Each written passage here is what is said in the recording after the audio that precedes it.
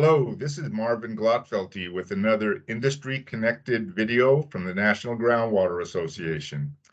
I want to talk to you a little bit about dual rotary applications. In a previous video, I went through the general process and what dual rotary involves and how it has some advantages, mostly in loose sand flowing sand that might want to come into the borehole, or bad loss circulation conditions where there might be fluid losses to the formation. So because it's a casing advance method, it has those advantages. But we're seeing that it's becoming very popular in the industry for a number of reasons. Like I've seen that there used to be just one manufacturer of dual rotary rigs. Now there are several. I know there are at least two and maybe more. And I know there are also kits where you can modify a conventional drilling rig to become a dual rotary rig.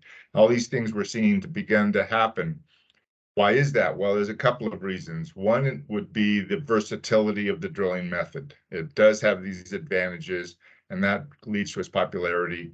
And it's also easy to use. So one of the big challenges that we all have in the industry, and this is broad and substantial, is that we are having a hard time finding good staff and training good staff.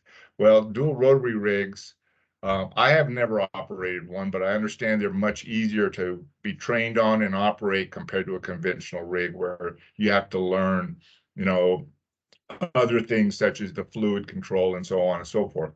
Well, with dual rotary rigs, you do have a lot of operational needs. They're not to be ignored, but they are more readily trainable.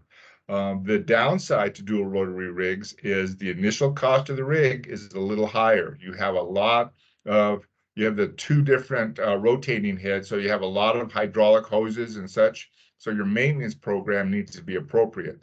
So when these are being used, it's real important that the owners of them and the operators, which I think I've never seen it not happen, is they're very diligent about having a good maintenance program. And that's, of course, important with any piece of equipment, but certainly when you have a very high-tech and complex piece of equipment like a dual rotary rig. So we're seeing that. I'm seeing a lot of drillers that are successful already with conventional drilling, adding to their fleet dual rotary rigs and things like that, and it's for good reason. So I think this is a part of our industry that is now emerging, and it's a good thing. We need to stay at the state of the science with our technology, and so this is a good thing. And these applications will be positive as we go forward. So, if any of you out there are considering it, do your research, look into it, do a cost-benefit analysis for your particular area. A lot of people have done that and found that this is worthwhile to move in this direction. Not everywhere probably, but many places. And so I know I've seen it in my area around Arizona. I'm hearing about it a lot of other places. So with that, I will just say be safe out there, and I will talk to you next time.